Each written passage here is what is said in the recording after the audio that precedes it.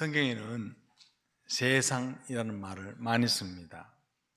그런데요, 그 세상이라는 말마다 문맥 속에 가면 의미가 다 다르죠. 가령 하나님이 세상을 이처럼 사랑하사 라고 할 때 그 세상은요, 인간을 가리킵니다. 인간, 우리 사람을 가리키죠. 그러나 요한일서 2장 15절 말씀처럼 이 세상이나 세상에 있는 것들을 사랑하지 말라고 하실 때는요, 바른 신앙을 떠나게 하는 세상의 유혹이나 가치관, 이런 것을 가리킨다는 말씀입니다. 문제는 유혹하는 세상에 대해서 성도들이 어떻게 반응하는가, 그것이 관건일 것입니다. 하나님은 우리를 믿고 세상에 풀어놓으셨습니다. 그래서 세상이 아무리 유혹해도요, 하나님의 자녀는 끝까지 믿음의 길을 걸어가야 할 줄로 믿습니다. 그러나 그 길이 호락호락하지 않다는 거죠. 믿음의 길에는 언제나 유혹이 도사리고 있습니다. 오늘 본문에도 보면 큰 음료가 나오죠.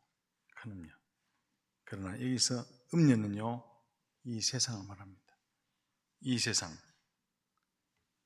음료는 이 세상을 말한다는 것을 염두에 두고 설교를 들어야 설교가 이해하기가 쉬울 겁니다. 이 음료가 큰 음료라 했잖아요. 왜 크다라고 말했을까요? 그 이유는 왕들과 권력자들이 모두 이 음료와 음행을 했기 때문에 큰 음료다, 그렇게 말하고 있습니다. 이 음료는요, 하나님 백성을 집요하게 유혹합니다. 그래서 결과적으로 바른 신앙을 떠나게 하고 말을 듣지 않을 때는 죽여서 피를 흘리게 만들었습니다. 이 음료가 무서운 이유는 우리 속에 아직 이 음료를 좋아하는 타락한 본성이 있기 때문입니다. 우리가 천사라면 몰라도 육체를 가진 인간이기 때문에 아직 죄성이 고다시 남아있기 때문에 세상 유혹에 빠지게 하시고 타락할 가능성이 항상 있다는 것을 기억하시기를 바랍니다. 요한계시록 16장에 보면 하나님의 진노의 7대접을 다 쏟았습니다. 그래서 큰 성 바벨론이요, 도저히 살아날 가능성은 없습니다. 그런데 오늘 본문에 보니까 다시 내가 큰 음료를 보여주면서 큰 음료가 어떻게 심판받는지 보여주겠다라고 요한을 초청합니다. 17장 1절에서 19장 10절 말씀은 땅의 임금들과 거기에 살던 모든 사람들을 음행의 포도에 취하게 하던 큰 음료의 심판이 기록되어 있습니다. 이 말씀은요,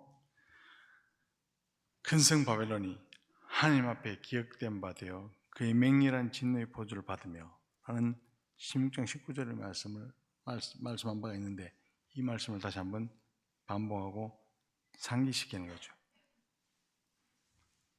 17장은 세상의 본질을 붉은 짐승을 탄 음료라고 하는데, 이 말은 성도들은 이 음료를 가까이 해서는 안 되겠구나 직감하게 되죠. 이 음료가 많은 물 위에 앉아 있답니다. 이 말은요, 음료가 스케일이 굉장히 크다, 보통 음료가 아닙니다. 스케일이 굉장히 큰 음료다 라는 말입니다. 이 음료는요, 노는 물이 다릅니다. 돈 없는 노동자, 품돈 버는 노동자들이나 월급쟁이들, 이런 사람을 상대하는 것이 아니라 정치인들, 거물급들, 재벌들과 같이 음행하고 상대하고 있기 때문에 이 물 위에 앉아있는 이 큰 음료가요, 그냥 음료가 아니라 큰 음료죠. 다시 말해서 참 미안한 이야기지만 이 음료는요, 고급 장녀입니다. 고급 장녀. 다른 여자의 남자들을 유혹해서 음란한 짓을 하게 하고 그 영혼과 가정을 파괴하는 것입니다. 도대체 왜 유명한 사람들, 유력한 정치가가 이런 음료의 유혹에 빠지느냐 이 말입니다. 한마디로 하면 아직 자신이 정신을 못 차려서 그런 거죠. 정신을 차리지 않아서 그런 것입니다. 2절 말씀 한번 읽어보겠습니다. 2절 말씀 시작. 땅의 임금들도 그와 더불어 음행하였고 땅에 사는 자들도 그 음행의 포도주에 취하였다 하고. 아멘. 이 음료의 세력이 얼마나 막강한지 출세하려면 이 음료를 통하지 않고는 어렵습니다. 입을 맞추고 무릎을 꿇으면 빨리 출세할 수 있지만 한 번 밑보이면 세상 살기 정말 어렵습니다. 바벨론 자체가 하나님 보실 때 거대한 음료였습니다. 로마도 그랬죠. 이 바벨론, 계시록이 말하는 바벨론은 대부분 로마니까 로마 저 자체가 하나님 보실 때 거대한 음료였다 이 말입니다. 얼마나 이 바벨론이 발이 넓은지 바벨론뿐만 아니라 많은 물에 다리를 걸치고 탁 앉아서요 온 세상을 유혹합니다. 온 세상을 유혹하고 있었습니다. 이 말은 사랑하는 성도 여러분, 성도들이 믿음으로 장사하고 믿음으로 사업하려면 아주 어려운 것이 이 세상이지 않아요. 그래서 한번 잘해보려고 하면 한번 참 기가 막히게 잘해보자 마음 먹고 가도요 부정적 방법이 계속 개입됩니다. 신앙은 접어야 되는 거죠. 그래야 겨우 현상 유지합니다. 현상 유지. 그러다가 타협하는 정도가 아니라 본질적으로 본격적으로 세상 방법에서 세상 방법을 이기고 성공하려면 신앙을 접고 세상으로 나가야 되는 거죠. 그게 음행입니다. 사람들은 결국 바벨론이 타락한 포도주를 마시지 않으면 도저히 살 수가 없었어요. 음료의 포도주에 취하는 것입니다. 사랑하는 성도 여러분, 이 세상이요 호락호락한 세상이 아닙니다. 음료의 포도주를 마시지 않으면 출세하기 힘들고 마시지 않으면 성공하기 힘든 것이 세상입니다. 주님은 분명히 우리가 세상 속에 살지만 세상의 소금이다, 세상의 빛이다 이렇게 말씀하셨습니다. 그러면 이 세상이 뭡니까? 우리의 믿음을 펼쳐 보이는 현장이잖아요. 그러므로 우리가 세상을 따라갈 것이 아니라 내가 세상을 변화시켜야 된다는 사실을 믿으시기 바랍니다. 그러나 세상은요 믿음을 지키며 살기가 정말 어렵습니다. 믿음의 동료 찾아보기 힘들죠. 그러나 성도는요 말씀을 따라서 좁은 문으로 들어가서 좁은 길로 가야 될 사람인 줄로 믿습니다. 3절에 보면 음녀의 정체를 밝힙니다. 음녀의 정체 다시 한번 읽어보겠습니다. 시작. 곧 성령으로 나를 데리고 광야로 가니라. 내가 보니 여자가 붉은 빛 짐승을 탔는데 그 짐승의 몸에 하나님을 모독하는 이름들이 가득하고 7 머리와 10 뿔이 있으며. 아멘. 성령님이 요한을 광야로 데려갑니다. 요한을 왜 데려갑니까? 광야에서는 모든 실체가 다 드러납니다. 너무 분주하게 살다 보면 무엇이 옳은지 그런지 잘 이해를 못하고 분별할 수가 없습니다. 그러나 아무도 없는 광야로 가면 자신의 모습을 적나라하게 볼 뿐만 아니라 이 세상의 모습도 다 훤히 알 수 있죠. 그래서 성경께서 광야로 요한을 데리고 가신 겁니다. 요한이 거기서 보니까 어떤 여자가 붉은 빛짐승을 타고 있습니다. 그래서 붉은 빛이라는요, 대단히 화려한 빛, 그 빛을 말합니다. 붉은 빛 짐승이란 이 세상 권세의 화려함, 이 세상 권세의 화려함을 상징합니다. 사람이 유혹에 넘어가는 이유가 뭔 줄 아십니까? 넘어갈 만하니까 넘어가는 겁니다. 마찬가지로 큰생 바벨론이 좀 못 살고 문화도 형편없는 야만족이었다면 그들이 하는 말을 아무도 안 믿었을 겁니다. 그러나 문화적 수준도 있고 잘 살았기 때문에 모든 나라의 선망의 대상이 되고 모든 민족이 절대적으로 믿고 따랐던 거죠. 사랑하는 성도 여러분, 이 바벨론이요, 온 세상을 유혹하는 음녀가 되었다는 사실을 기억하시기를 바랍니다. 왜 그렇습니까? 문화적 수준도 있고 잘 살았기 때문에. 저 사람이 하는 말은 수준 있는 말이다. 저 사람이 하는 말은 잘 사는 어느 정도의 수준이 있는 사람들이 하는 말이다. 그렇게 다 따랐다는 말입니다. 그래서요, 바벨론이 온 세상을 유혹하는 음녀가 되었습니다. 그래서 세상에 성공하려면 바벨론의 사고방식을 따라야 했습니다. 이 세상 임금 중에 물들지 않는 임금이 하나도 없고 이 세상 사람 중에 바벨론의 사고방식에 취하지 않는 자 아무도 없었습니다. 4절 말씀 한번 읽어보겠습니다. 4절 시작. 그 여자는 자주빛과 붉은 빛 옷을 입고 금과 보석과 진주로 꾸미고 손에 금잔을 가졌는데 가증한 물건과 그의 음행의 더러운 것들이 가득하더라. 아멘. 음녀는 자주빛과 붉은 빛 옷을 입었답니다. 이 색깔은요, 로마 사람들이 가장 좋아하는 색깔입니다. 로마 사람들 망토를 보면 자주빛이나 붉은 색이잖아요. 아주 좋아하는 색입니다. 그러나 아무나 입을 수 없는 옷입니다. 왜냐하면 자주빛으로 물들이려면 엄청난 비용을 지불해야 되기 때문에 그렇습니다. 우리가 사도행전 16장에 보면 자주장사 루디아가 나오잖아요.